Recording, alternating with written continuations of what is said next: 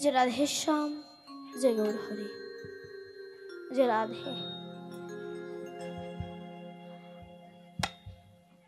শ্রীমান মহাপ্রভু গৌরাঙ্গ সুন্দর কলিজীবের দুর্দশাকে দর্শন করে কলির এই অনাচারী, অত্যাচারী, পাপাচারী, দুরাচারী, ব্যভিচারী জীবকে উদ্ধার করি, যিনি যমুনা তট বিহারী, সুদর্শন চক্রধারী, কংসের বংশ ধ্বংসকারী, পুতনা বক্ষণকারী, রায় সংকুটের বংশীধারী, রাস রসের নর্তনকারী, ব্রজধাম পরিহরি, শ্রীধাম নবদ্বীপে অবতরী, নামের ডালি মাথায় করি, কলিজীবের পায়ে ধরি, ছড়াই নয়নের বাড়ি, বলে একবার বলো তোমরা গৌর হরি।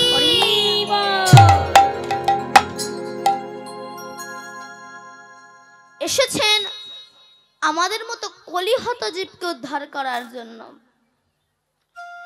বড় সাধনার ধন, বড় ভজনার ধন আমার শ্রী সচির নন্দন এসেছেন কলিহত জীবকে হরিনামের প্রতিধ্বনি দিয়ে উদ্ধার করার জন্য। তাই মহাজন আক্ষেপ করে বললেন, হে মন, কি লাগি আইলি ভবে, এমন জনমে হরি না ভজিলি, সে তুইও মানুষ কবে। আমরা মানুষ বলে পরিচয় দিই, মানুষের সংজ্ঞা জানি না, মানুষের করণীয় কি সেটা জানি না, মানুষের ডেফিনিশনটা কি সেটাই জানি না, শুধু মানুষ বলে পরিচয় দিই। কিন্তু না, মানুষের ভাগ আছে। কেন বলছে? কলির মানুষের চিত্তে বড় অহংকার। কেন না, পশুবৃত্তি মানব জাতি করছে রে পালন, অজ্ঞানতার অহংকারে পরিপূর্ণ মন। পাপ পুণ্য ভালো মন্দ পশু বোঝে না, আর এই মানব জাতি জেনে বুঝে মেনে চলে না। ইউনিভার্সিটি ডিগ্রি এদের আছে কত শত, তবে এদের চলন বলন দেখো যেন মূর্খের মতো। বাদরের আদর বেশি হচ্ছে সারা দেশে, পিতামাতার সেবা ছেড়ে কুকুর কিনে পোষে। এমন কিছু মানুষ আছে বিশ্ব চরাচরে, হৃদয় ভরা নোংরা তাদের ভদ্রবেশে ঘোরে। কিন্তু বাবা, ভদ্রবেশে ঘুরলে দেশে মানুষ বলে না, মানুষ বলবে জাগবে যেদিন জ্ঞানের চেতনা। অসৎ ব্যক্তির অর্থ শক্তি যাচ্ছে কত বেড়ে, সৎ ব্যক্তি কাঙাল হয়ে রাস্তায় রাস্তায় ঘোরে। আমার গুরুদেব শ্রী রাধাপদ ঘোষে কয়, হে মানুষ, পশুর ধর্ম ছাড়ো, মানুষ যদি হতে চাও প্রকৃত মানুষের সেবা করো। প্রকৃত মানুষ হতে গেলে প্রকৃত মানুষ হতে হবে। শুধু মানুষের মতো চোখ কান হাত পা থাকলেই তাকে মানুষ বলা যাবে না। কেন যাবে না? বলছো মনুষ্যত্ব নাহি কো যার, মানুষ কভু বলে না তার। চরিত্র যদি পবিত্র হয় তবেই তাকে মানুষ কয়। কিছু কিছু মানুষ আছে তারা বলে মানুষ, সবাই তো মানুষ। বলছে না, মানুষের তিনটে ভাগ আছে। কি কি? একটা হচ্ছে দানব মানুষ, একটা হচ্ছে ঋষি শুধু মানুষ, আর একটা হচ্ছে মহামানুষ। তাহলে একই মানুষগুলো জন্মগ্রহণ করে মানুষের ভাগ হয়ে গেল। আপনি যদি বলেন সবাই তো মানুষ, না। কেন? আপনারাই দেখুন, রামকৃষ্ণ পরমহংসদেব, বিবেকানন্দ, সাই বাবা, অনুকূল ঠাকুর, হরিচাঁদ, এনাদের মতো পূজনীয় ব্যক্তি এনাদের চরণে প্রণাম করার জন্য হাজার হাজার মানুষ লাইনে দাঁড়িয়ে থাকে তাদেরকে একটু প্রণাম করার জন্য। আবার সেই একই মানুষগুলো জন্মগ্রহণ করে একটা মানুষকে ধরার জন্য পুলিশ তার পেছনে মাসের পর মাস ঘুরে বেড়াচ্ছে তাকে জেলে দেওয়ার জন্য। কেউ জেলে বসে রয়েছেন, আবার কেউ প্রত্যেকটা মানুষের ভালোবাসার মাঝখানে বসে রয়েছে। তাহলে সবাই মানুষ নয় মা। শুধু মানুষের মতো চোখ কান হাত পা থাকলেই যে সে মানুষ হবে তা নয়। এই যারা বলে সবাই মানুষ, তো যে বলে সবাই মানুষ, আমি বলবো সবই তো জল। তা সাগরের মধ্যে যে জল আছে বিশাল জল, সেই জল খেলে কি মা পিপাসা মেটে? বলুন, পিপাসা মেটে না। কেন? লবণাক্ত জল, সমুদ্রের জল, ও জল খাওয়া যায় না। তো যে বলে সবাই মানুষ, আমি তাকে বলবো সবই তো জল।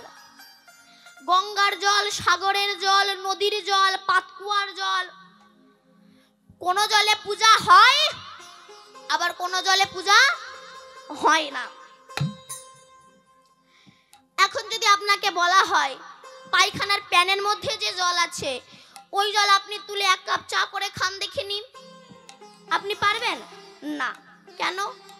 ও দেখতে স্বচ্ছ কিন্তু এমন জায়গায় বাস করে ওরে ছুলে স্নান করতে হয়। তেমনি জগতে এমন এমন মানুষ আছে, এরা এমন এমন মানুষের সঙ্গ করে এদেরকে ছুলে স্নান করে ঘরে ঢুকতে হয়। কুকুরের মুখ দেখা ভালো, তবে ওদের মুখ দেখা ভালো নয়। তাই মহাজন বললেন, অবতারীর সার আমার গোরা অবতার, কেন না চিনিলি তারে, কেন না ভজলি তারে। আজ বিদেশি তারা হরি ভজন করতে পারলো, তারা হরি নামে মেতে পাগল হয়ে গেল, কিন্তু আমার মতো হিন্দু জাতি আমি হরিনাম করলাম না। এর মতো মর্মান্তিক বেদনা জগতে হয় না। কেন? হিন্দুদের বউরা দেখবেন এখন কুত্তা কোলে করে নিয়ে নাইটি পরে রাস্তায় রাস্তায় ঘুরে বেড়ায়, আর সবাইকে দেখায়, এই দেখ আমি কুত্তার মা, আমি কুত্তার মা। কেন? সত্যি তো তাই। এর মতো মর্মান্তিক বেদনা আর জগতে হয় না। বিদেশি রাজ নামে মেতে গেল, কিন্তু আমরা কি নামে মারতে পেরেছি? না। কেন? বলছে দেখবেন আমাদের মুখ দেখাবার যেমন একটা আয়না পাওয়া যায়, তেমনি ভগবানকে দেখবার একটা আয়না পাওয়া যায়। আমরা মুখ দেখি যে আয়নায়, ওই আয়নায় যদি অনাদিকাল হতে নোংরা পড়ে থাকে তবে সেই আয়নায় কি মুখ দেখা যাবে? না। ঠিক তেমনি এই চিত্তরূপ দর্পণে আয়নাইতে অনাদিকাল হতে অনেক অজ্ঞানতা রূপ, অহংকার রূপ ময়লায় পরিপূর্ণ হয়ে গেছে, তাই ভগবানকে দেখতে পাচ্ছেন না। এখন কি করবেন? বসে বসে কৃষ্ণ নাম দিয়ে মাজন মেজে চোখের জলে ধুয়ে ফেলুন, তখনই দেখবেন এই হৃদয় মন্দিরে আমার ভগবান বসে আছে। হরি বল, হরি বল। তাই বললেন, তোমরা গৌর ভজ, তোমরা গৌর ভজ, গৌর ভজ, গৌর গুণ গা, নাম ভজ, নাম ভজ, নিত্যানন্দ গা। তোমরা গৌর ভজ, তোমরা গৌর ভজ, গৌর ভজ, গৌর ভজ, গৌর গুণ গা, নাম ভজ, নাম ভজ, নিত্যানন্দ গা। তোমরা গৌর ভজ, তোমরা গৌর ভজ, গৌর ভজ, গৌর গুণ গা, নাম ভজ, নাম ভজ, নিত্যানন্দ গা। গৌর ভজ, গৌর ভজ, গৌর ভজ, গৌর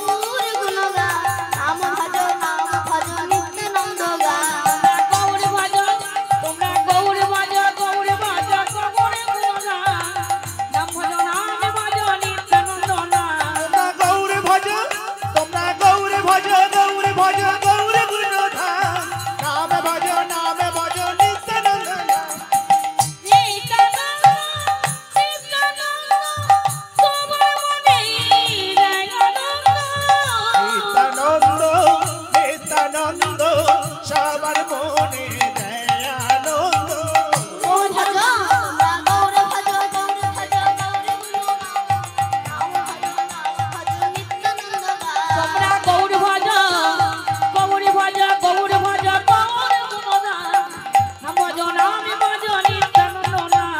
এই কলিযুগে এসেছিল নিমায়ানিকা, হরি নামে প্রেম মিলালো জগায়ের মাথা।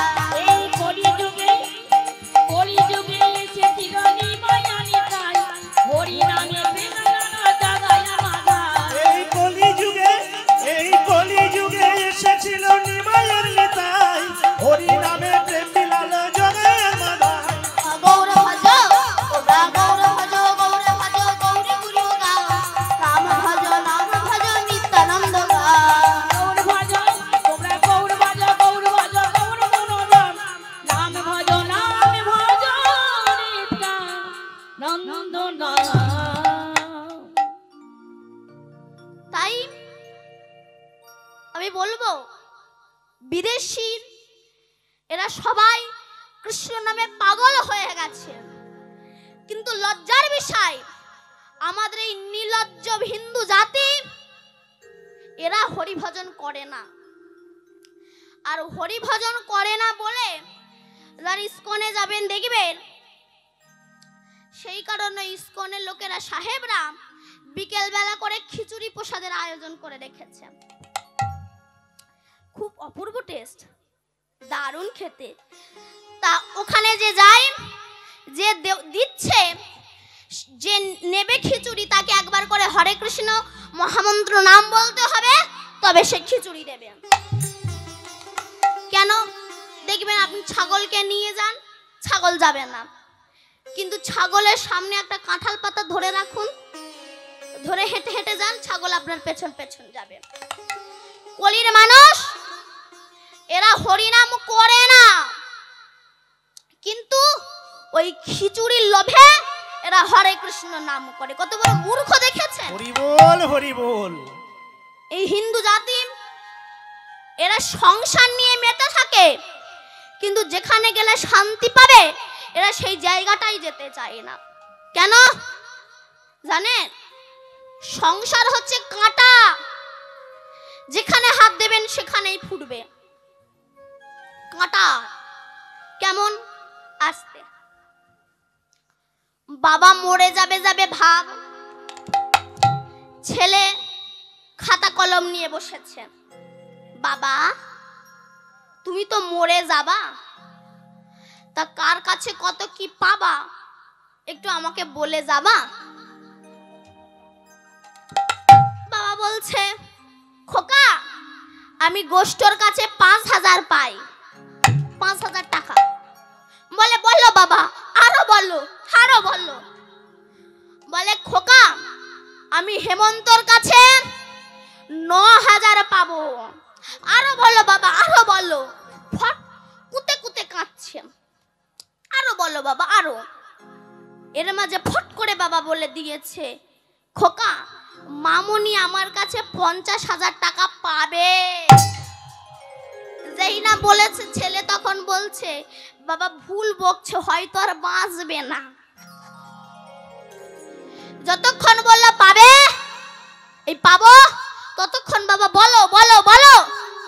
আর যেই বলল পাবে, সেই সময় বাবা মরে যাবে, মরার সময় হয়ে এসেছে, বাবা ভুল বকছে। এটাই হচ্ছে সংসার। কেউটে সাপকে যতই তুমি দুধ কলা দিয়ে পোষো না কেন, সময় পেলে অবশ্যই ছোবল মারবে। সংসারটা ঠিক এমনই গো মা, এদেরকে তুমি যতই দাও না কেন, যত ধন সম্পত্তি দাও না কেন, এরা সময় পেলে ছোবল মারবে। কেন? মৌমাছি সারাটা জীবন কত কষ্ট করে কাঁটার সঙ্গে যুদ্ধ করে, ক্ষত বিক্ষত হয়ে ফুল থেকে মধু তুলে নিয়ে আসে, কিন্তু মৌমাছির ভাগ্যে কি মধু সেবা করা হয়? ধূর্ত মানুষ মৌমাছিকে পুড়িয়ে তার চাক নিংড়ে তারা মধু আস্বাদন করে। তেমনি তুমি এই যে গাড়ি বাড়ি করছো না, তোমার মৃত্যুর পর ওই মৌমাছির মতোই তোমাকে পুড়িয়ে এসে তোমার নিজের ছেলে মেয়েরা বাড়িতে এসে কথাই তারা ভুলে যাবে। হরি বল। সংসারটাকে বাইরে থেকে দেখতে ভালো লাগে, ভেতরে ঢুকলে বোঝা যায় কেমন। কেন? আটল চেনেন মা? আটল সাদা মা, আপনি বলুন, আটল চেনেন? আপনাকে বলছি, ওই যে মুখে হাত দিয়ে রেখেছে, হ্যাঁ আপনাকে বলছি, আটল চেনেন?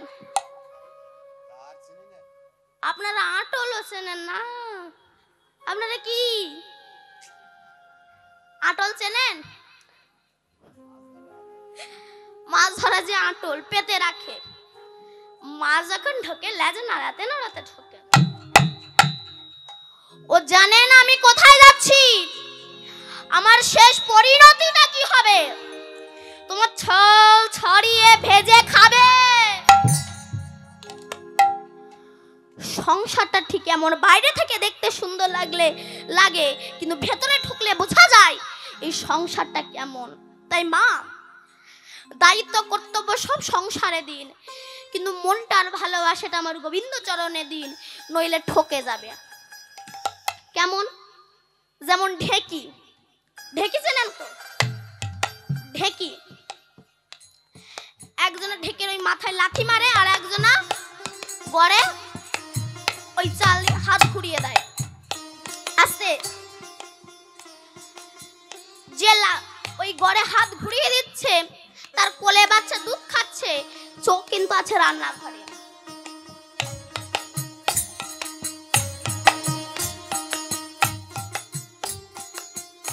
এই খোকা, রান্নাঘরের দরজাটা লাগিয়ে দে, কুকুর ঢুকবে। কোলে বাচ্চা দুধ খাচ্ছে, কাঁদছে, এত কিছু দেখছে, কিন্তু মনটা কোথায় বলুন তো? মনটা কোথায়? গড়ের ভিতরে।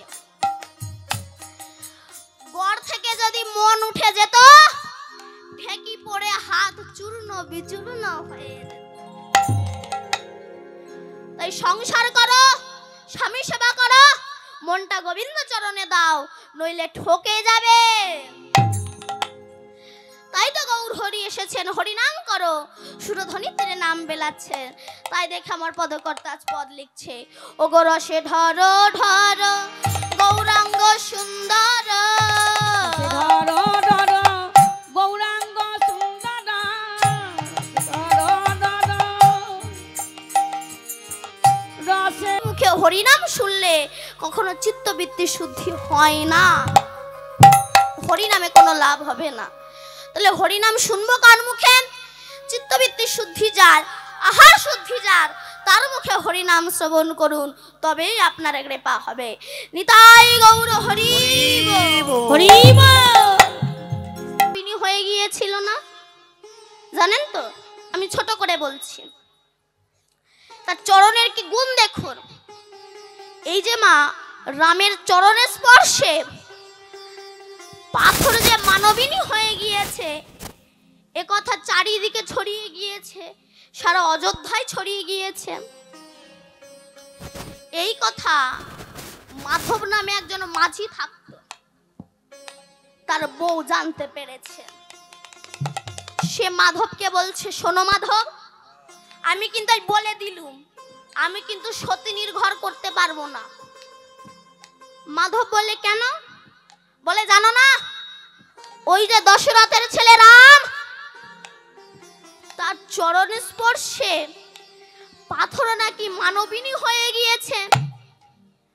তা সে যদি তোমার নৌকায় ওঠে আর তোমার নৌকা যদি মেয়ে হয়ে যায়, তবে তোমাকে বিয়ে করতে হবে। আমি কিন্তু সতীনীর ঘর করতে পারবো না, আমি বলে দিলুম। পরিচয় নিয়ে পার করবে, ব্যাস ভালো। মাধব বসে আছে, নদী পার, নৌকা পার করবে। এমন সময় রামচন্দ্র, লক্ষণ আর রামের গুরুদেবের নাম কি? বিশ্বামিত্র। তিনজনে এসে দাঁড়িয়েছে। ওগো মাঝি, মাঝি, আমাকে একটু পার করে দাও না মাঝি। দেখুন রামচন্দ্র মাঝির কাছে করজোড় করে বলছে, মাঝি আমাকে একটু পার করে দেবে মাঝি? আস্তে আস্তে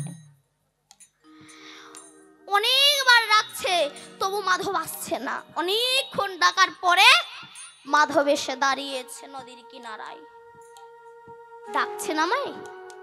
লক্ষণ তখন রেগে গিয়ে বলছে, এতবার ডাকছি, ডাক শুনতে পাচ্ছ না? মাঝি বলে, হ্যাঁ শুনতে পেয়েছি। উত্তর দাওনি কেন? তখন কি বট মাঝি, মাধব মাঝি করজোড় করে বলছে, লক্ষণ ঠাকুর, এই যে আপনি আমাকে 5-7 বার ডেকেছেন, আমি উত্তর দেইনি বলে আপনার রাগ হয়েছে। জানেন, আমি প্রভু রামচন্দ্রকে একটা শিক্ষা দেওয়ার জন্য এমন করেছি। কি তুমি আমার দাদাকে শিক্ষা দেবে? তখন রামচন্দ্র বলছে, লক্ষণ তুমি শান্ত হও না, বলো কিবট তুমি কি শিক্ষা দিতে চাও আমায়? তখন কিবট মাঝি বলছে, মাধব মাঝি বলছে, রাম দয়াময়, এই যে আপনি আমাকে 5-7 বার ডেকেছেন, আমি উত্তর দেইনি বলে ঠাকুর লক্ষণীর খুব খারাপ লেগেছে। কিন্তু বলুন তো প্রভু, যেদিন হাজার হাজারো ভক্ত তোমার খেয়া ঘাটে গিয়ে উপস্থিত হবে, রাধে রাধে, তারা যখন চোখের জলে ভেসে রাম দয়াময় বলে তোমায় ডাকবে, হরি বল, বলো তো প্রভু, সেদিন যদি তুমি ওই ভক্তির ডাকে না সাড়া দাও,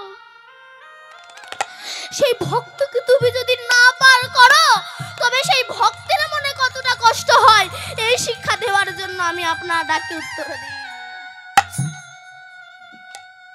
দেখেছেন, রামচন্দ্র বলছে, মাঝি একটু পার করে দাও না গো।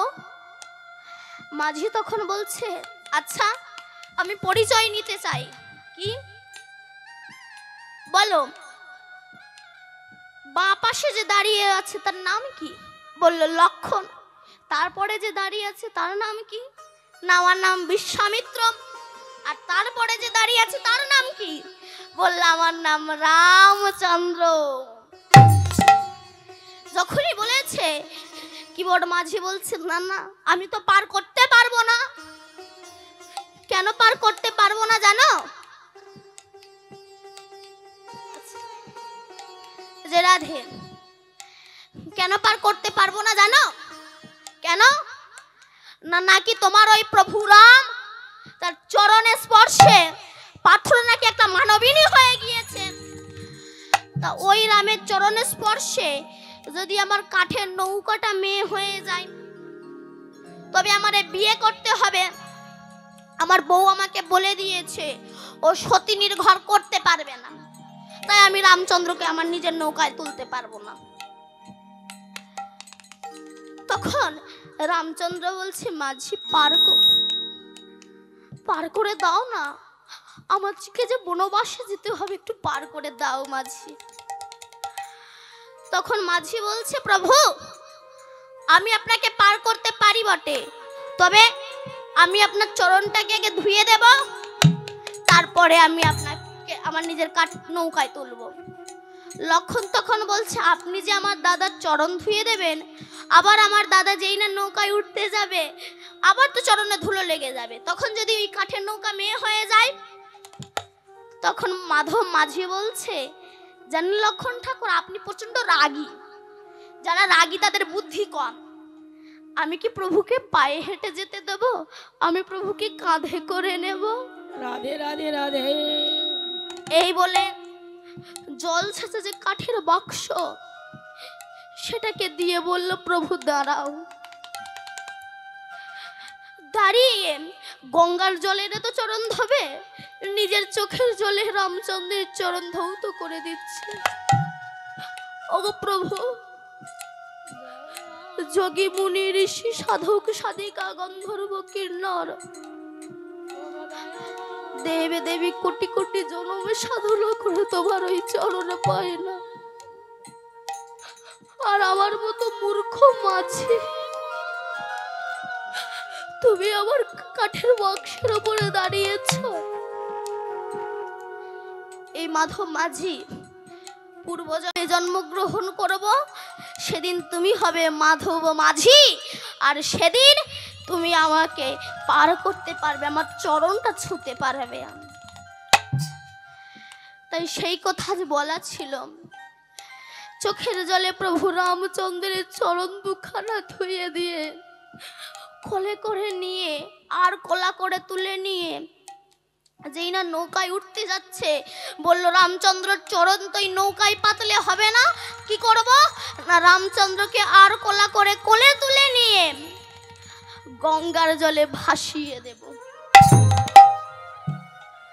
এইবার রামচন্দ্রকে আর কোলা করে নিয়ে যেই না গঙ্গার জলে ভাসিয়ে দিয়েছে, যার চরণ থেকে গঙ্গার উৎপত্তি, সেই গঙ্গা আজ তার পিতার চরণ পেয়েছে। আচ্ছা বলো তো, আর কি গঙ্গা থাকতে পারে?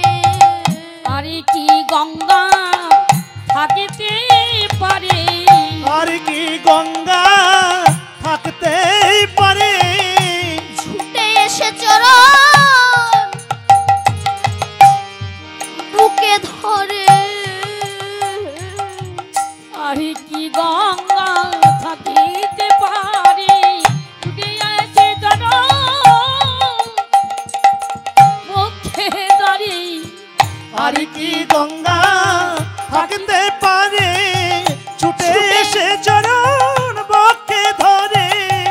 আর কি গঙ্গা থাকতে পারে? রামচন্দ্র দয়াল বলে আর কি গঙ্গা থাকতে পারে?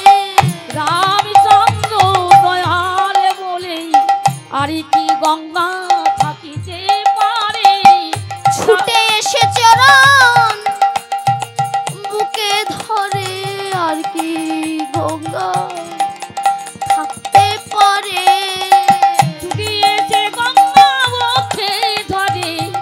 আর কি গঙ্গা থাকিতে পারে? গঙ্গা উথাল পাথাল হচ্ছে। রাধে রাধে রাধে। সেই সময় মাঝি বলছে, আমি জানতাম, আমি বলেছিলাম এটা রামের দোষ নয়, এটা হচ্ছে রামের চরণের দোষ।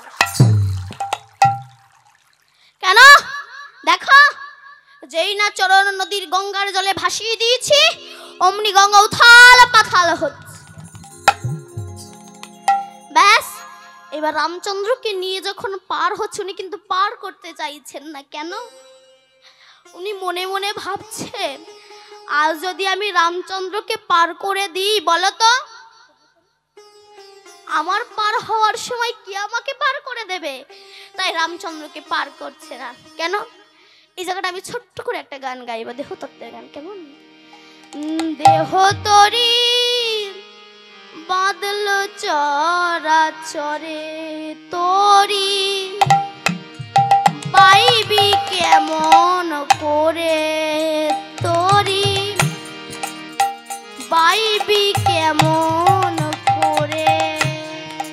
তোরি বাইবি কেমন করে?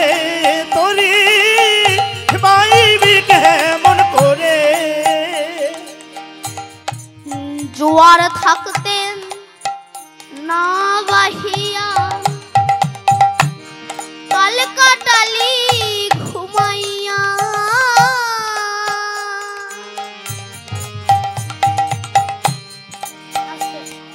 কত সুন্দর কথাটা বলেছে দেখুন, জোয়ার থাকতে না বাহিয়া কাল কাটালি ঘুমাইয়া। কেন বলছে? সময় থাকতে থাকতে যদি দেহ নৌকাটা না পার করা যায়, চরাচরে যদি একবার বেঁধে যায়, এই নৌকাটা আর ছাড়ানো যাবে না অন্ধকারে। কোন অন্ধকারে? না জীবনের শেষ অন্ধকারে। তাই বলছে, জোয়ার থাকতেন না বাহিয়া কালে কাটালি ঘুমাইয়া। জোয়ার থাকিতে না বাহিয়া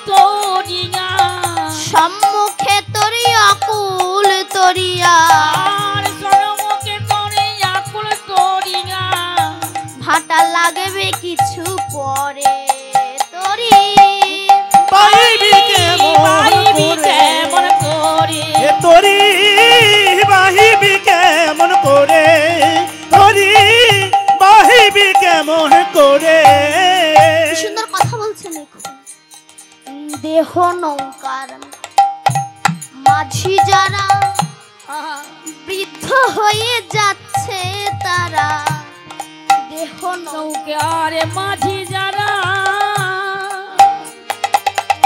বৃদ্ধ হইয়া যাচ্ছে তারা, চিনবে না আর নদীর ধারা আধার নেমে এলে তরি বাহিবি কেমন করে তরি, বাহিবি কেমন করে তরি, বাহিবি কেমন করে।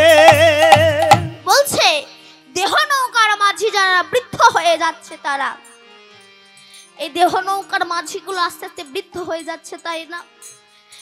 যে চোখে কত টিভি সিরিয়াল ভিডিও সিনেমা দেখেছি, চশমা ছাড়া আর দেখতে পাই না। যে দাঁতে খাসির ঠ্যাং চিবিয়েছি, সুপারি চিবিয়ে খেয়েছি, ওই দাঁতে আর চেবাতে পারি না। যে পায়ে কত ফুটবল খেলেছি, ওই পায়ে লাঠি ছাড়া আর হাঁটতে পারি না। তার মানেটা কি? এই দেহ নৌকার যে মাঝি এরা আস্তে আস্তে বৃদ্ধ হয়ে আসছে। এই বলছে নোনাই খেলো সোনার তরি, এখন জীর্ণ তরি কিবা করি, নোনাই খেলো সোনার তরি।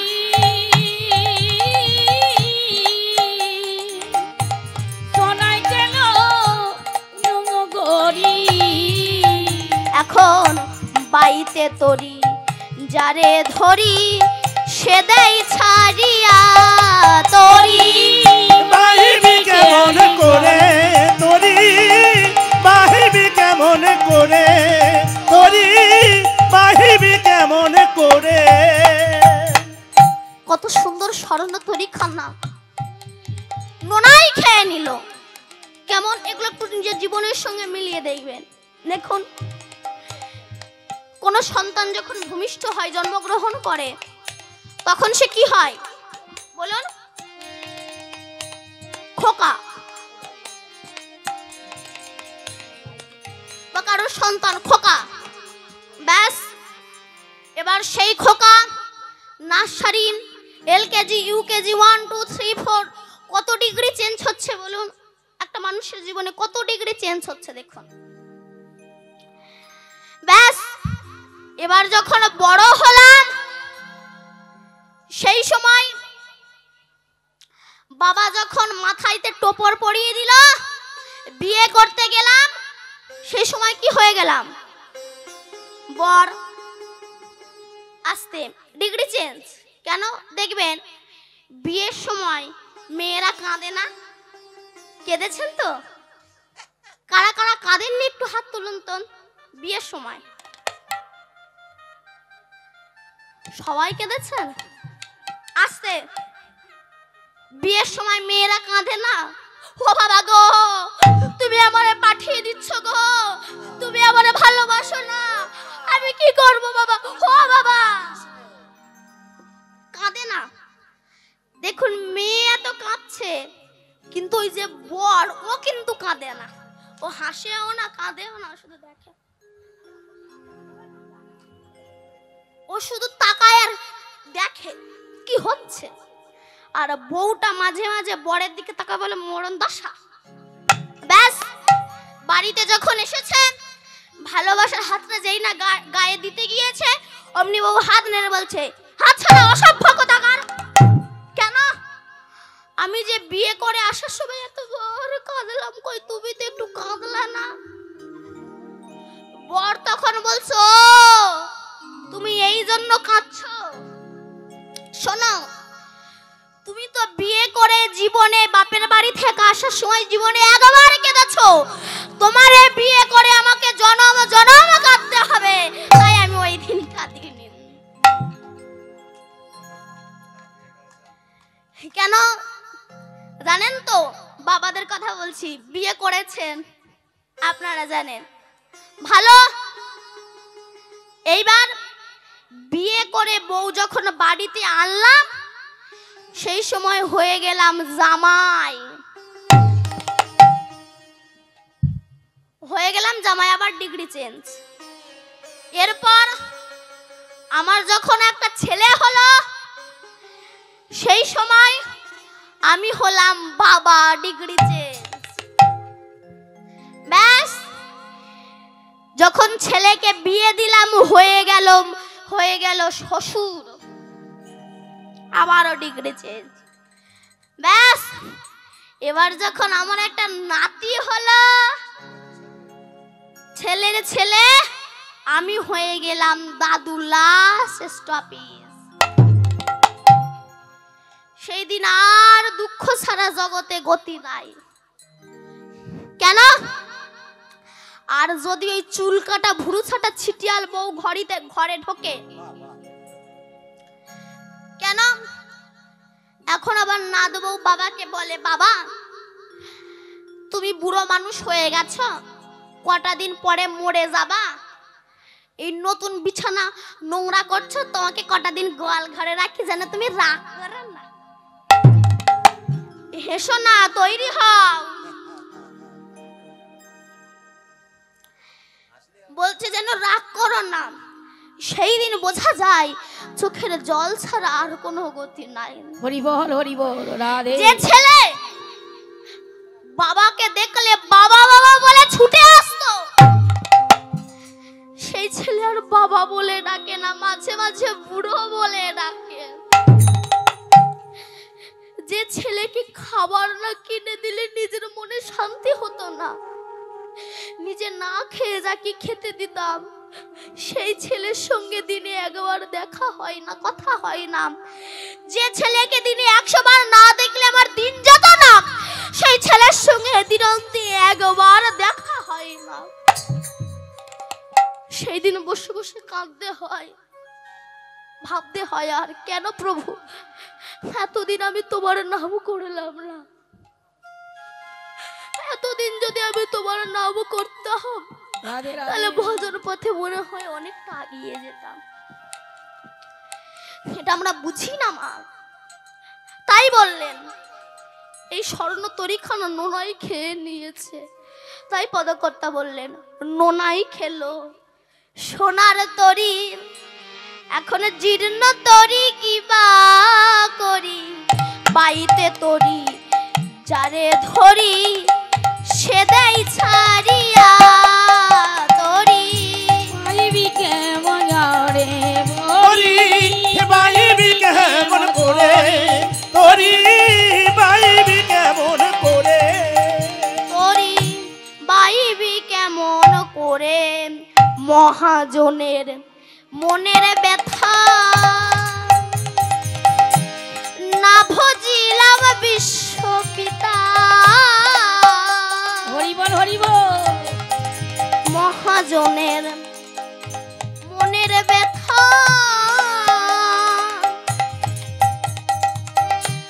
না ভজিলাম বিশ্বপিতা।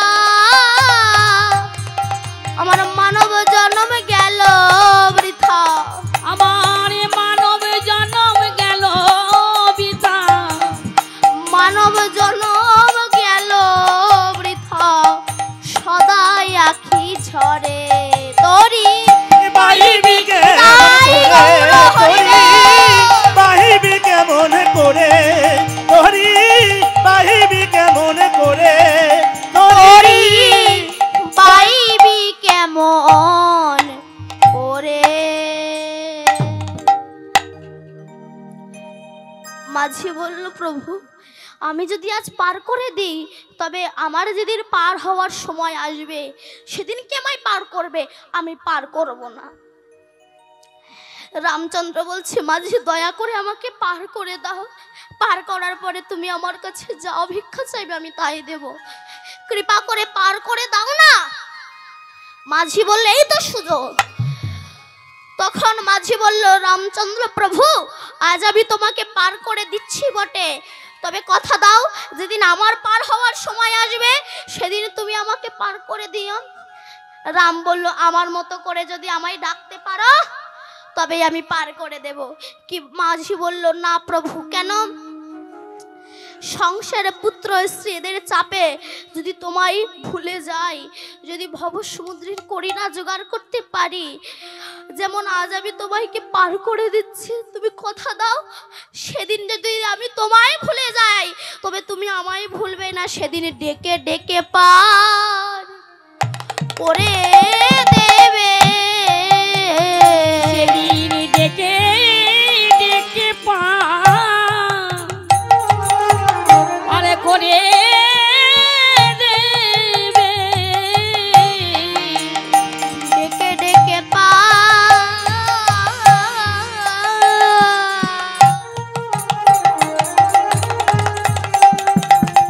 করে দেবে।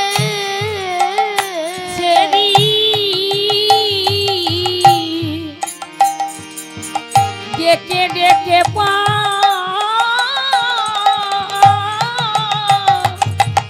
করে দেবে। যেই না রামচন্দ্র নেমে গেল, পেছনের দিকে তাকিয়ে কি দেখলো? তরিখানা স্বর্ণে পরিণত হয়েছে। তাই পদকর্তা গৌরাঙ্গ মহাপ্রভুর ভাব দেখে বলছে, দেখো দেখো দেখো, চাঁচর চিকুর চূড়ার টালনি, তাহাতে চাপার কলি। চাকর চক্র চূড়ানো টালনি, তাহাতে চাপার কলি। চাঁচর চিকুর চূড়ার টালনি, চাপার কলি। আর চাচর চিকরা চূড়ানো টালনি, তাহাতে চাপার কলি। চূড়ার সৌরভে জগৎ মাতিল, ঝাঁকে ঝাঁকে ওরে ওলি। আমার চূড়ার সৌরভে জগৎ মাতিল, ঝাঁকে ঝাঁকে গড়ে ওরি। চূড়ার সৌরভে মাতিল, ঝাঁকে ঝাঁকে ওরে ওলি। আমার চূড়ার সৌরভে জগৎ মাতিল, ঝাঁকে ঝাঁকে গড়ে গড়ি। বলি বলি গুন গুন গুন গুন গান যে করে, গুন গুন গুন গানে যে করে। বলি গুনগুন গুনগুন গান করে। আমার মহাপ্রভু ঘিরে ঘিরে গুন গুন গান যে করে। মনে হৃদয় হরি বল। গিরি গুন গুন গুন গুন গান যে করে। মহাপ্রভুর ধীরে ধীরে কৃপা করো তুমি বলে, গুন গুন গুন গুন গান যে করে। কৃপা করো তুমি বলে, গুন গুন গুন গুন গান যে করে। কৃপা করে বলো তুমি, গুন গুন গুন গান যে করে। গুন গুন গুন গুন গান গান। যে করে। আসতে আমি এখানে একটা কথা বলবো, ভগবানকে কেউ যদি এতটুকু দেয় মা, ভগবান তাকে হাজার গুণ ফিরিয়ে দেয়, ভগবান ঋণী থাকে না মা। আমি বলবো এই যে কমিটির কাকুরা, যে কাকুরা আমাকে নিয়ে এসেছে, কি অপূর্ব চিন্তা ভাবনা বলুন তো। তানারা এই টাকা ব্যয় করে হরিনাম যজ্ঞের আয়োজন করেছেন। ওনাদের কি দরকার ছিল টাকা ব্যয় করে হরিনাম দেওয়ার? না, ওনারা বুঝেছেন যে জগতে হরিনাম ছাড়া কলিজীবের কোনো গতি নাই। তাই তানারা এত টাকা খরচ করে, এত পরিশ্রম করে করে একটা হরিবাসর চালাতে অনেক অর্থের প্রয়োজন হয়, এবং কতটা চিন্তা ভাবনা তাদের মাথায় থাকে এটা যারা দেন তানারাই জানেন। তো এমন কমিটি খুব কম পাওয়া যায়, কারণ আমরা তো যখন থেকে এসেছি তখন থেকে যে ভালোবাসা, যে আপ্যায়ন এরকম কম কমিটিতে দেখা যায়, সব জায়গায় পাওয়া যায় না মা। তো এখানে যে এসেছি আমার খুব ভালো লেগেছে, এবং কমিটির কাকুদের আচার আচরণ, ভালোবাসা, ব্যবহার সত্যি বলা যায় না। কেন না এনারা ভগবানকে দিচ্ছেন, ভগবানকে যে এনারা দিচ্ছেন, ভগবান কখনো কারোর কাছে ঋণী থাকে না মা। ভগবানকে কেউ যদি এতটুকু দেয়, ভগবান তাকে হাজার গুণ ফিরিয়ে দেয়। কেমন, এর একটা ছোট্ট প্রমাণ দিয়ে আমি লীলার ভিতর প্রবেশ করব।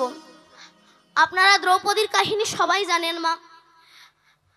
যখন গোবিন্দ শিশুপালকে মারতে উদ্যত হলো, সুদর্শন চক্রটা ছেড়েছিল না, সেই সময় জানেন গোবিন্দের আঙুলটা একটু কেটে গিয়েছিল না। সবাই ব্যস্ত হয়ে পড়েছে, মাথা কাটা পড়েছে শিশুপালের, কিন্তু গোবিন্দের যে আঙুল কেটে গিয়েছে এটা কেউ দেখতে পায়নি মা। দেখতে পেয়েছিল কে? হ্যাঁ, দ্রৌপদী দেখতে পেয়েছিল। নিজের শাড়ির আঁচলটা কেটে আমার গোবিন্দের আঙুলে জড়িয়ে দিয়েছিলেন।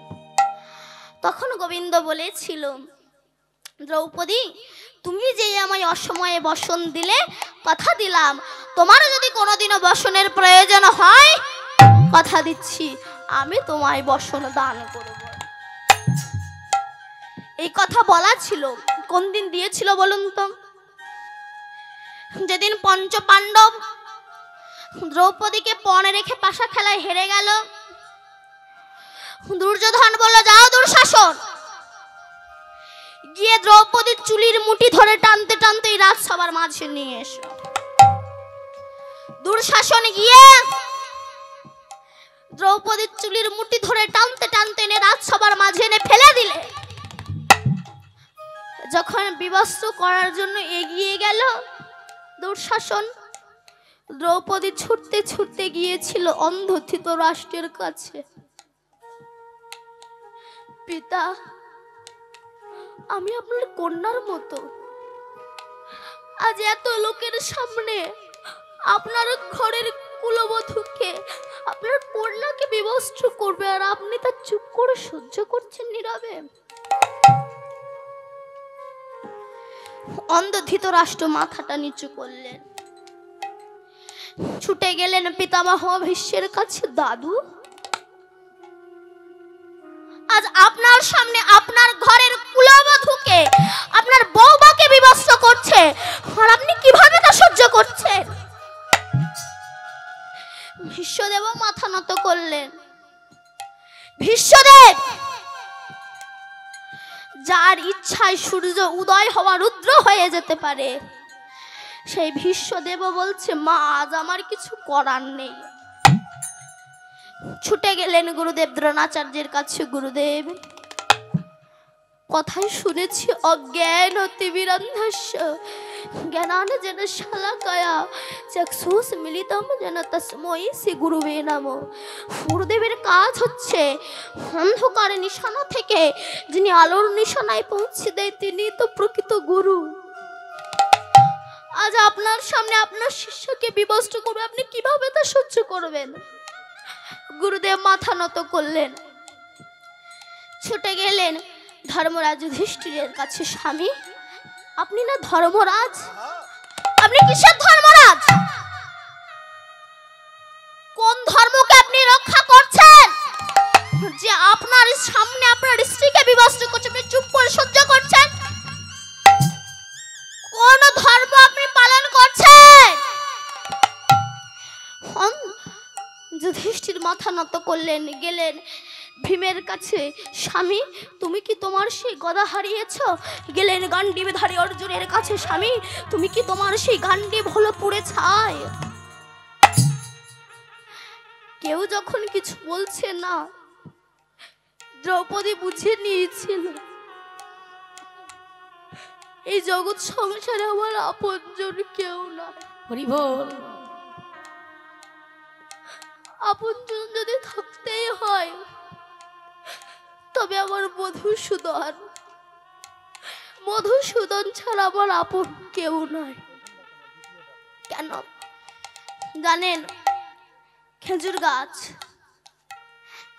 সারাটা জীবন আমাদেরকে রস দিয়ে যায়, তাই না?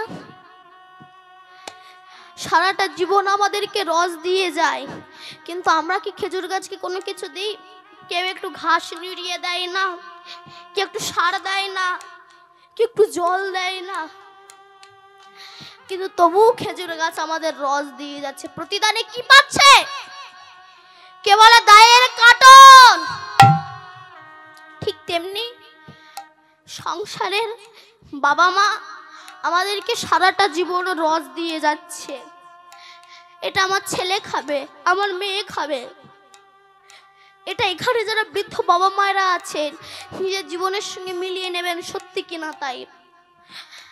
এটা ছেলে খাবে, মেয়ে খাবে, এটা আমার নাতি নাতনি খাবে, আমার বৌমা খাবে। কেন এত রস সংসারকে দিয়ে যাচ্ছ?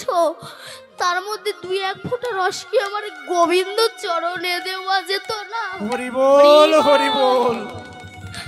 যদি গোবিন্দ চরণে 2-1 ফোঁটা রস দেওয়া যেত তবে মনে হয় এত দুঃখ কষ্ট জ্বালা যন্ত্রণা পেতে হতো না।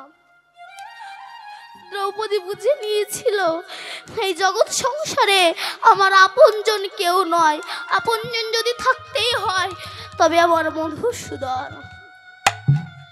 দ্রৌপদী তখন এক হাতে বস্ত্র চেপে আর এক হাতে ডাক দিয়েছে, মধুসূদন।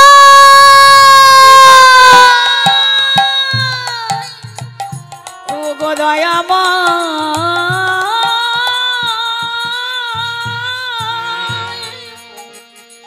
ও গো কৃপাময়,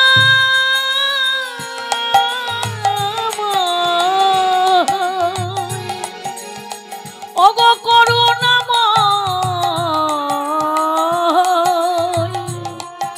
করুণাময় গো কৃষ্ণ ছাড়া কে আছে আমার?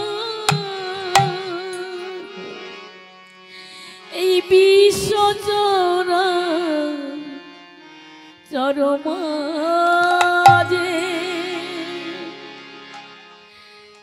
বিশ্ব জোড়া চরমাজে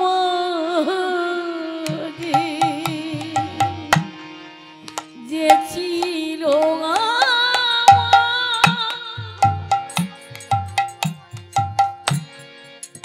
তোকে চোখের সেগুলো আমার জীবন জোয়ারের সিন্ধু যে ছিল